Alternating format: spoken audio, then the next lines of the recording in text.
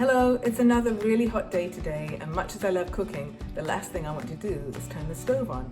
So it's the perfect day to make this watermelon, orange and feta salad, which is just the most refreshing thing to eat.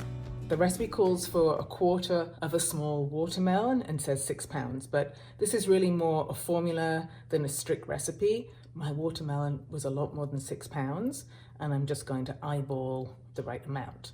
If there's a little too much watermelon, I don't think anybody will complain. And let's make some slices. That's the thing about this recipe, it's really just a formula that you can take it and go. You can double it, you can make half of it, you can make 4 times if you've got a big.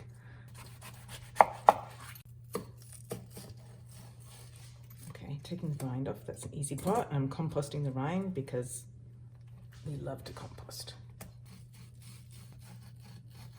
Okay, now I've got the rind off the watermelon. I'm going to cut it just into more rough bite size, not quite so enormous pieces. I mean, nobody's bite is that large, but a bit more manageable so that they can get arranged on the platter and sort of work a bit. I might come back to this later and decide it should be smaller, but I think this is good. Now I've got my watermelon. I'm going to move it onto a plate so that I can just work on the red onion and the other ingredients. The colors of this salad are just so bright and refreshing too, I guess. Everything about it is appealing. This is the orange that I cut earlier. The last thing to cut is some red onion.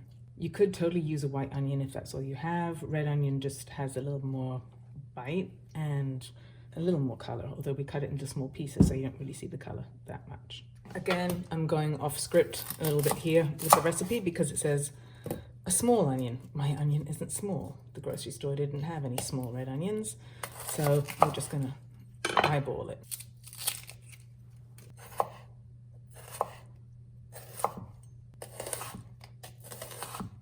Oh, the color will show nicely.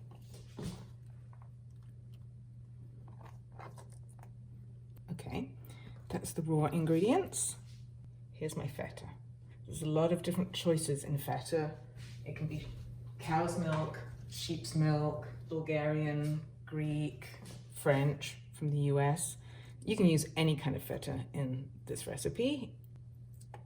This is a French feta that I got at the grocery store. You just want to make some thin slices. If you're lucky, they won't stick to your knife. And in the salad, it's not really cheese heavy. If you wanted it to be cheese heavy, you can use more feta. You could use the cheese just in large slices. You can break it up into, with your hands, into just rough pieces. It's really how you want to use it, how you think it's easier to eat. I'm gonna cut it into slightly smaller pieces and see how that goes. I like that this feta is not so firm, not so aged that it will kind of, not melt, but sort of soften up when it's on the salad, so it's not so crisp and the flavors kind of mingle even more. I've got some mint here, which is the herb I'm going to use just to kind of garnish the salad and bring a different bit of flavor. The recipe calls for parsley, but going off script again, it's a use what you have situation. At the grocery store, the parsley really looked tired and old, and I had some mint in my garden, so I thought let's substitute that. I've done it before and it does make a nice flavor. I think basil is also really nice with these ingredients.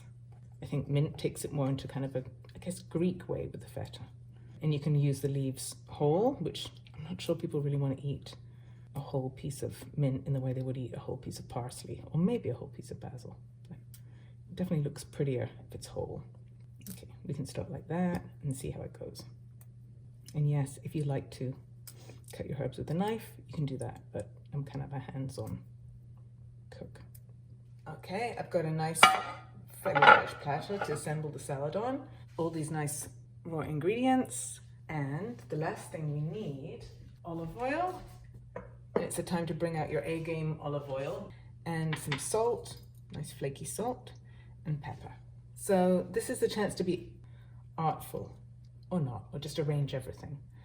I'm not a food stylist, so I'm gonna see how it goes. I feel like I want more orange than I've got now. I start to put it together. And you can see my pieces aren't all the same size. This is just a freewheeling salad. And one of the things I like about this recipe is you could have it for a snack. You could serve it as an appetizer. You can definitely have it as a side for grilled meat or fish.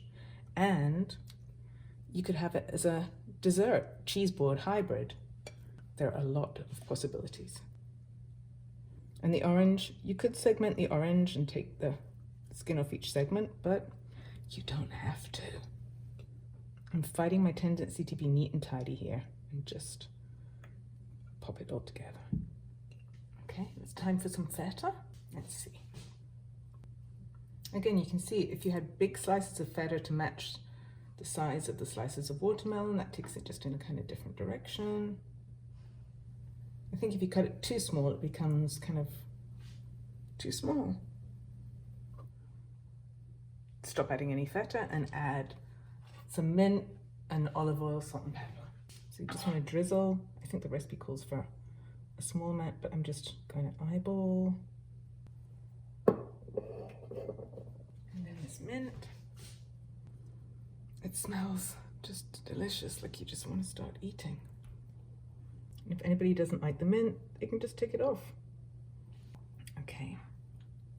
A little salt and pepper, well, a little pepper, and a little bit of flaky salt. This is a Welsh flaky salt.